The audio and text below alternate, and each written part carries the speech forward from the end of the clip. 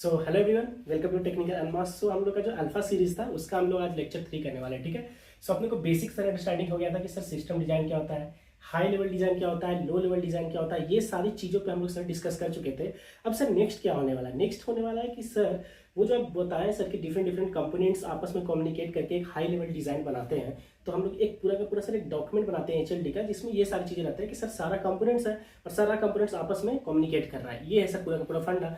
Sir उसको components को समझने से पहले, जो कि नेक्स्ट लेक्चर 4 में समझने वाले हैं अपन, ठीक है, उससे समझने से पहले सर हम लोग आर्किटेक्चर के बारे में बात करेंगे कि सर क्या आर्किटेक्चर होता है। तो अगर ट्रेडिशनली देखा जाए तो सर अभी तक जो है पहले अपना सारा पूरा का पूरा एक ट्रेडिशनल आर्किटेक्चर था, जिसमें सर पूरा का पूरा जो सिस्टम था उसका डिजाइन किया जाता था, वो था सर एक मोनोलिथिक आर्किटेक्चर। ठीक है। तो अब जो ट्रेंड आ गया है कि हम लोग मोनोलिथिक से कहाँ शिफ्ट कर रहे हैं सर, माइक्रो सर्विस आर्किटेक्चर में चल रहे हैं। ठीक है। तो अगर आप नेटफ्लिक्स का जैसे एग्जांपल लोगे तो नेटफ्लिक्स था जो पहले क्या था, मोनोलिथिक आर्किटेक्चर पर चल रहा था, अब वो शिफ्ट कर गया है माइक्रो सर्विसेज पे। तो क्या नीड पड़ा, क्या है मोनोलिथिक आर्किटेक्चर, ये सारा चीज और माइक्रो सर्विसेज क्या है, ये सारा चीज अपन यहाँ पे समझने वाले हैं। ठीक है। तो स्टोरी को स्टार्ट करते हैं सर कि क्या है सर मोनोलिथिक। मोनो का मतलब ही अपने को पता है कि सिंगल। मोनो का मतलब क्या होता है भाई, वन। तो इसका मतलब सर मोनोलिथिक का मतलब है सर कि एक बड़ा सा, एक मेरे को ऑब्जेक्ट की तरह ट्रीट हो, मतलब एक बड़ा सा मशीन, मतलब जितने भी एक सर सिस्टम क्या है सर, कोई मेरा यूजर का कुछ यूजेस है उसको फुलफिल करता है सर, सिस्टम वही करता है। जैसे सर व्हाट्सएप हो गया, किसी यूजर्स के रिक्वायरमेंट को फुलफिल करता है सर। तो जब आप उसको बनाएंगे तो उसका जो आर्किटेक्चर बना रहे हो, हाई लेवल आर्किटेक्चर अगर बनाने जा रहे हो सर, तो उसमें जितने भी कंपोनेंट्स हैं बहुत सारे, वो सिंगल एक बड़े सिस्टम में कॉम्पैक्ट है। ठीक है। तो उसी को सर हम लोग बोलते हैं क्या, मोनोलिथिक आर्किटेक्चर। तो इसका मतलब हम बात करें कि एक सिंगल बिग मशीन है, एक बड़ा सा मशीन है, जिसमें जितने भी रिक्वायरमेंट्स हैं, रिक्वायरमेंट्स के लिए हो सकता है बहुत सारे जो कोड है, बहुत सारे जो फंक्शंस है, वो सब एक साथ लिखे गए हैं, सब कॉम्पैक्ट है, एक दूसरे पे सर पूरा पूरा डिपेंडेंट है। सर जैसे एक एग्जांपल का हम लोग ले कि सर अगर मेरे को एक रेस्टोरेंट ओपन करना है, सर ये मेरा एक रेस्टोरेंट है, रेस्टोरेंट ओपन हुआ है, तो सर अगर इस रेस्टोरेंट का ऑनर मैं ही हूँ, सिर्फ मैं हूँ, तो सर क्या होगा सर, मेरे को पहला जो रिक्वायरमेंट है सर कि अगर कोई बंदा आता है तो सर उससे सबसे पहले सर क्या करते हैं सर, हम लोग ऑर्डर लेंगे सर। ठीक है। ऑर्डर लेंगे हम लोग। तो एक ऑर्डर लेने के लिए सर एक बंदा चाहिए। ठीक है। दूसरा सर एक बंदा उससे पेमेंट लेगा सर, जहाँ पे ये बंदा खाने के बाद जाकर पेमेंट करेगा। ठीक है। सर तीसरा सर जो ये ऑर्डर लिया है ये बंदा, ये जाकर शेफ को बताएगा, तो सर मेरे को शेफ चाहिए।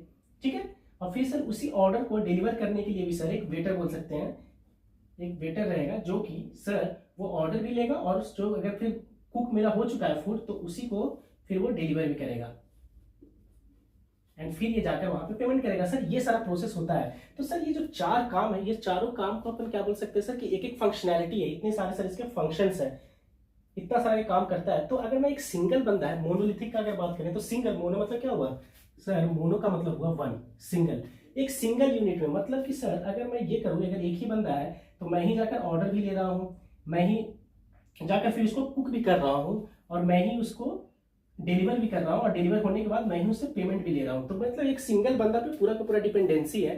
तो ऐसा है सिस्टम। ठीक है। लेकिन ये तो जब स्मॉल सिस्टम है मेरे लिए, एकदम छोटा सा है, तब तो इनिशियली अच्छा है। लेकिन जैसे जैसे स्केलिंग बढ़ेगा, मतलब हमारे पास 10, 20, 25, 50 ऐसे यूजर्स जब बढ़ना स्टार्ट होंगे, तब ये हैंडल करना मेरे लिए उतना ज्यादा ईजी नहीं रहेगा। करेक्ट। क्योंकि हो सकता है कि जब तक मैं वो कुक कर रहा हूँ तब तक कोई और ऑर्डर के लिए आ जाए, कोई नया बंदा आ जाए, तो उससे ऑर्डर कौन लेगा, तो ये सारा बहुत ज्यादा हेक्टिक हो जाएगा। ठीक है। तो इसका मतलब सर मोनोलिथिक का मतलब क्या होता है सर, मोनोलिथिक में जो अपना पूरा का पूरा है ये सिस्टम, ये पूरा मान लो कि तुम्हारा पूरा का पूरा जो रेस्टोरेंट का वो सिस्टम है रेस्टोरेंट का, तो ये तुम्हारा कहीं यूजर है, ये तुम्हारा यूजर है।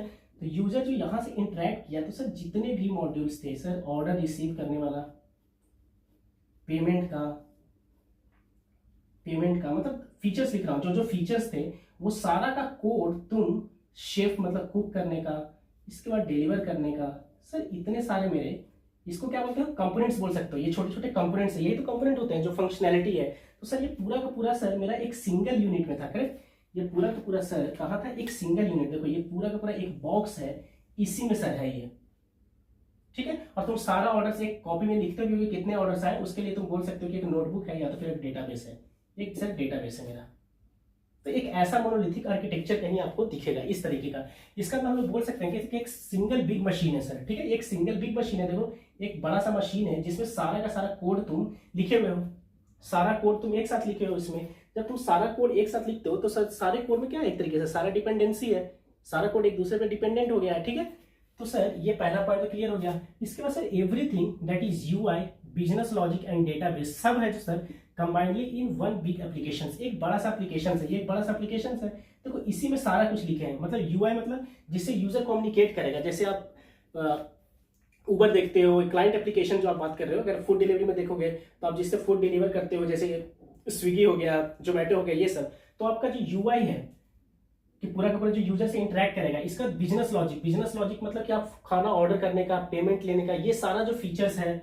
और इसके बाद क्या है, डेटाबेस की सर जो मेरा ऑर्डर स्टोर होने वाला, पेमेंट स्टोर होने वाला, ये सारा चीज, मतलब सारा जो जो फंक्शनैलिटी है वो सब एक बक्से में एक साथ सर लिखा जाता है पूरा कोड। मतलब everything is combined in one big application, एक बड़े एप्लीकेशन में सर सारा कोड हम लोग लिख देते हैं, ठीक है। सारा फंक्शंस एक ही साथ लिखा जाता है सर।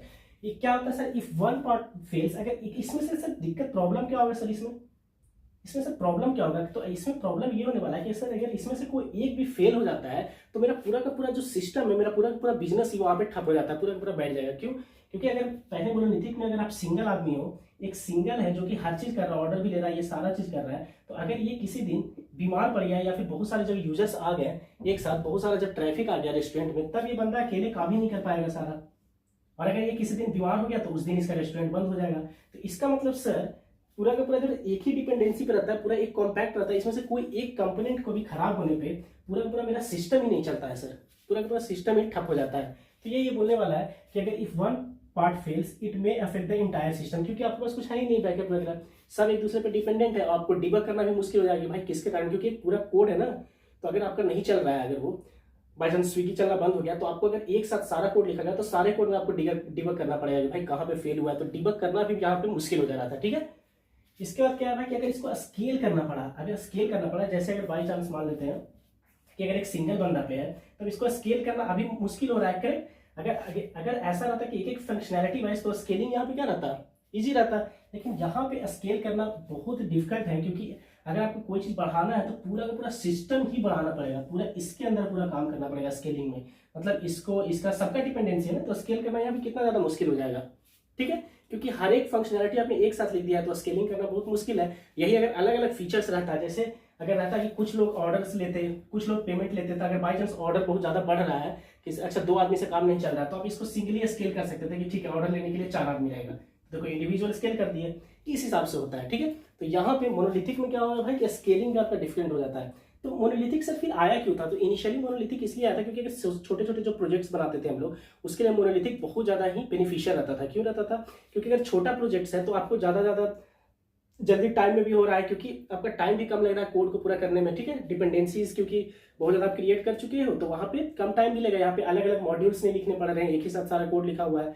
तो इनिशियल प्रोजेक्ट्स के लिए ये सही होता है, लेकिन अगर आपको बड़ा प्रोजेक्ट करना है, स्केल करना है, तब वहां पे ये बेनिफिशियल नहीं हो पाता है। तो फिर एक दूसरा आर्किटेक्चर आता है जिसको अपन बोलते हैं माइक्रो सर्विसेज। तो सर सर्विसेज का मतलब क्या होता है सर, जो कि सर्विस देता है, मतलब सर्विस मतलब सर किसी फंक्शनैलिटी को डिलीवर करना, किसी फंक्शनैलिटी को बोलते हैं सर्विस। सर्विस में क्या, किसी फंक्शनैलिटी को, इसको एक फंक्शन है, या फिर जैसे कि ये ऑर्डर लेना या तो फिर पेमेंट करना, ये एक फीचर्स है, ये एक फंक्शनैलिटी है कि सर पेमेंट मेरे को रिसीव करना है, तो ये एक सर्विस है जो कि एक सर्विस प्रोवाइड कर रहा है। कुक करना एक सर्विस है, डिलीवर करना ये सर्विस है, ये सारा क्या है सर्विस। तो इसका मतलब माइक्रो सर्विसेज मतलब बहुत सारे छोटे छोटे सर्विसेज।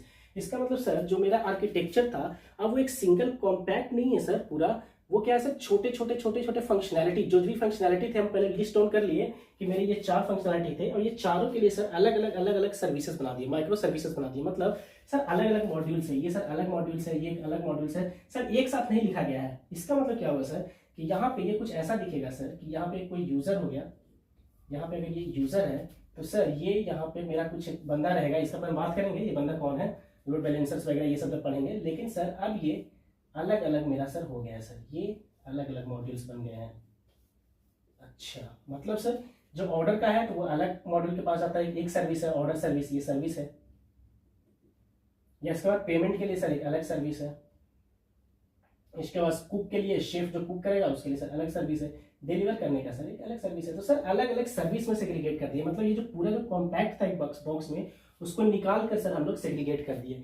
इससे सर बहुत सारा हमको बेनिफिट्स मिलने लगा, बहुत सारा बेनिफिट्स इसलिए मिल गया क्योंकि जो पहला जो है द एप्लीकेशन इज, पहले ये देख लेते हैं, the application is divided into a smaller and independent that communicate with each other. अब ये सब आपस में कम्युनिकेट करते हैं। कैसे करते हैं कि भाई कोई यूजर आया तो सबसे पहले वो क्या करेगा भाई, ऑर्डर यहाँ पे देगा। ऑर्डर देने के बाद सर वहां पे जाएगा कुक के पास। तो ये देखो, ये इसको फिर बंदे को यहाँ पे कुक के पास जाना पड़ेगा। अगर कुक जब एक बार बना दिया तो फिर वो डिलीवर करने के लिए जाएगा। तो इसलिए इस हिसाब से फिर डिलीवर जब हो गया तो फिर वो बंदा आकर पेमेंट देगा। तो ये सब आपस में कम्युनिकेट भी करते हैं मॉड्यूल्स। तो यहाँ पे क्या किया गया कि भाई सर अलग अलग मॉड्यूल्स में हम लोग डिफरेंशिएट सेग्रीगेट करेंगे, मतलब अलग अलग सर्विसेज बनाएंगे और वो सारे सर्विसेज आपस में एक दूसरे से कम्युनिकेट करेंगे। सर ये है सर पूरा का पूरा माइक्रो सर्विसेज का खेल। इसमें क्या होता है सर कि अगर एक सर्विस फेल्स भी होता है than others can still work. ठीक है, क्यों? क्योंकि अगर ये अलग मॉड्यूल से इस पे कुछ बंदे डेवलपर्स काम कर रहे हैं, अब ये सारे सर्विसेज पे डेवलपर्स काम करेंगे। अगर आप बड़े कंपनी में हो और ये बड़ा सा प्रोजेक्ट है तो ऑर्डर सर्विस में मान लेते हैं कि 2 से 3 डेवलपर काम कर रहे हैं, सिर्फ पेमेंट पे 3 से 4 कर रहे हैं। तो इसका मतलब ये सब आपस में इंडिविजुअली टेस्टेड भी है और डिप्लॉयड भी है। इंडिविजुअली कोई बना रहा है वो एप्लीकेशन, टेस्ट कर रहा है और डिप्लॉय कर रहा है ऐसे।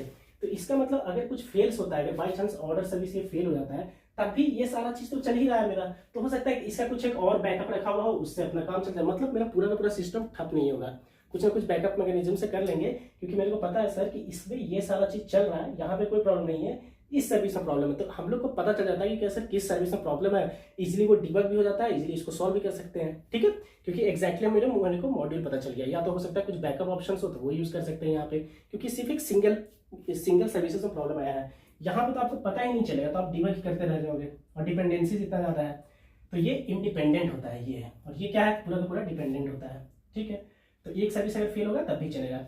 ईजियर टू स्केल है, इंडिविजुअल सर्विस एज नीडेड। अगर स्केलिंग करेंगे, स्केल करना है, अगर मेरे को नंबर ऑफ यूजर्स वगैरह बढ़ेगा तो ये ईजी है, करेक्ट। अगर यहाँ पे देखो अब ये ऑर्डर सर्विस अकेला है तो इंडिविजुअली हम स्केल कर सकते हैं, पेमेंट सर्विस को इंडिविजुअली स्केल कर सकते हैं। अगर मेरे को ज्यादा कुक का जरूरत है तो हम डायरेक्टली इसको स्केल कर सकते हैं कि पहले 2 कुक था तो आप 5 कुक कर लो, 5 कुक। इंडिविजुअली स्केल कर सकते हैं। यहाँ पे इंडिविजुअली स्केल करने का प्रॉब्लम था। ठीक है, ठीक है, जिसका भी नीड पड़ा कि सर मेरे को स्केलिंग की जरूरत है तो हम इंडिविजुअली यहाँ पे स्केल कर सकते हैं इजीली तरीके से। ठीक है, ठीक है। तो ये मोस्टली यूज होता है कि इसमें लार्ज सिस्टम्स जो है उसमें ये मोस्टली अपन यूज करते हैं। क्यों? क्योंकि यहाँ पे बहुत सारे सर्विसेज है, जैसे जैसे ट्रैफिक बढ़ेगा, लोड बढ़ेगा, उस पर तो हम लोग को हो सकता है स्केलिंग, हॉरिजॉन्टल स्केलिंग, ये सब अपन पढ़ने वाले हैं। तो वो सारी चीजें बहुत ज्यादा ईजी हो जाता है जब हम लोग माइक्रो सर्विसेज का यूज करते हैं। तो अगर ये पूरा पूरा एक टेबल अगर हम लोग देखें तो पहला क्या है भाई कि अगर स्ट्रक्चर की बात करें तो सर एक पूरा एक बड़ा एप्लीकेशन रहता है, उसमें सब चीज रहता है, मतलब डिपेंडेंसी आपस में इंटरकनेक्टेड रहते हैं, सारा डिपेंडेंट रहते हैं। ये सर स्मॉल सर्विसेज में डिफाइन होता है और सारे सर्विसेज आपस में कम्युनिकेट करते हैं, लेकिन वो सर इंडिपेंडेंट होते हैं, एक दूसरे पे डिपेंडेंट नहीं रहते हैं। मतलब जो उसका फंक्शनैलिटी है वही वो फंक्शंस करते हैं काम। स्केलेबिलिटी काम करेंगे तो ये हार्डर टू स्केल है, करेक्ट, क्योंकि डिपेंडेंसी है। ये सर इजी है स्केल करना, क्योंकि सर इंडिविजुअल फंक्शनैलिटी पे काम कर रहे हैं तो इंडिविजुअल फंक्शंस को स्केल करना अपने लिए इजी है। फेलियर इंपैक्ट, अगर सर एक कोई फेल हो जाता है, अगर कोई काम करना बंद कर दिया तो ये पूरा सिस्टम पे इंपैक्ट करेगा, पूरा सिस्टम ही अपना चलना बंद हो जाएगा। ये नहीं करेगा, सिर्फ वो एक सिंगल एक सर्विस बंद होगा जिसको अपन इजीली सॉल्व कर सकते हैं डिबग करके, या तो फिर रिप्लेस कर सकते हैं। ठीक है, अगर डेवलपमेंट और स्पीड के बारे में बात करेंगे तो ये थोड़ा स्लोवर है। मतलब इसका क्या है सर कि लार्ज कोड बेस होगा, मतलब एक बार में हम लोग को बहुत सारा कोड लिखना पड़ेगा और सारे कोड डिपेंडेंट है। मतलब ऐसा नहीं है कि तुम कुछ डेवलपर्स को बोल सकते हो कि भाई तुम ये लिखो फिर ये लिखो, इस तरह से बहुत ज्यादा हेक्टिक थोड़ा हो जाता है ये। इसमें क्या है भाई कि ये फास्टर है, क्योंकि माइक्रो सर्विसेज है तो कुछ डेवलपर्स को ऑर्डर्स दे दिया गया है बनाने को, तो ऑर्डर्स का कोड लिख रहे हैं, उनको कोई मतलब नहीं है कि और सारे कोड्स कैसे काम कर रहे हैं, कैसे वर्क करेंगे। पेमेंट वाले पे कुछ अलग डेवलपर्स करें तो ये पैरेलल बहुत सारे काम चल सकते हैं। इसमें थोड़ा पैरेलल काम करना मुश्किल हो जाता है, थोड़ा स्लो हो जाता है ये। क्यों? क्योंकि तुम उससे आगे पूछोगे तुम इतना लिखे हो, फिर उसके आगे तुम क्या लिखने वाले हो कोड में, इस हिसाब से चीजें बहुत ज्यादा डिपेंडेंसी हो जाता है। जहां पे अलग अलग है तो उतना डिपेंडेंसी है नहीं, तो अलग अलग इंडिविजुअली पैरेलल भी हम लोग कोड यहाँ पे पूरा लिख सकते हैं। ठीक है, फिर अगर हम टेक्नोलॉजी की बात करेंगे तो यहाँ पे एक सिंगल टेक स्टैक, मोनोलिथिक में सिंगल टेक स्टैक, जैसे अगर कोई जावा में कोड लिखा गया है तो सारा तुम एक ही बड़े पिक्चर में सबको इंडिविजुअली कोऑपरेट कर रहे हो, सारा डिपेंडेंसी क्रिएट करो, आपस में सब जब डिपेंडेंट है तो तुम्हें सेम लैंग्वेज यूज करना पड़ेगा या तो सेम टेक्नोलॉजी यूज करना पड़ेगा। जैसे अगर जावा में तुम स्टार्ट किया तो पूरा का पूरा कोड तुम्हारा जावा में ही रहना चाहिए, लेकिन ऐसा नहीं है। इसके साथ ही इसमें अलग अलग टेक्नोलॉजी यूज कर सकते हैं, टेक स्टैक यूज कर सकते हैं, ऑर्डर्स के लिए अलग हो सकता है, इसके लिए अलग हो सकता है। क्यों? क्योंकि ये सारा सर्विसेज अलग अलग सिस्टम पे इंडिविजुअली चलते रहेंगे वो। ठीक है, और बस वो इनका एक कम्युनिकेशन का एक मैकेनिज्म बस ढूंढना है कि भाई कैसे वो एक दूसरे से कम्युनिकेट करेंगे, जो कि अपन आगे पढ़ेंगे। ठीक है, तो ये पूरा का पूरा एक बिग पिक्चर है आर्किटेक्चर के बारे में कि सर मोनोलिथिक आर्किटेक्चर क्या होता है और माइक्रो सर्विसेज क्या होता है। ठीक है, तो बेस्ड ऑन रिक्वायरमेंट आपका कैसा, अगर छोटा रिक्वायरमेंट है तो आप जा सकते हो मोडलिटी के साथ। अगर बड़ा रिक्वायरमेंट है तो आप माइक्रो सर्विसेज के साथ जा सकते हैं, क्योंकि माइक्रो सर्विसेज में सर यही आता है सर, इसमें स्केल वगैरह का तो इशू है, लेकिन इसका भी तो कुछ प्रॉब्लम्स हो सकता है माइक्रो सर्विसेज का, कि आपका जो इतना ज़्यादा आप मशीन्स पे लोड दे रहे हो, क्योंकि बहुत सारा माइक्रो सर्विसेज है, तो ये सारी चीज़ें तो इसमें भी आएगी। बट अभी के लिए ये अपना बेस्ट होता है, अगर आप लार्ज सिस्टम एक बिल्ड कर रहे हो तो इसमें माइक्रो सर्विसेज आपका बहुत ज़्यादा सही है। ठीक है, ओके। तो ये अपना ये हो गया। अब हम नेक्स्ट लेक्चर में लेक्चर 4 अपन आप कंटिन्यू करेंगे, वहां पे हम लोग देखने वाले हैं कि सर क्या क्या कंपोनेंट्स होते हैं एक सिस्टम डिजाइन के। तो वहां पे सबसे पहला जो कंपोनेंट है क्लाइंट और सर्वर, इसके बारे में अपन बात करने वाले हैं। फिर लोड बैलेंसर ये धीरे धीरे वहां से कंप्लीट करेंगे। Okay, see you all in next class, bye bye.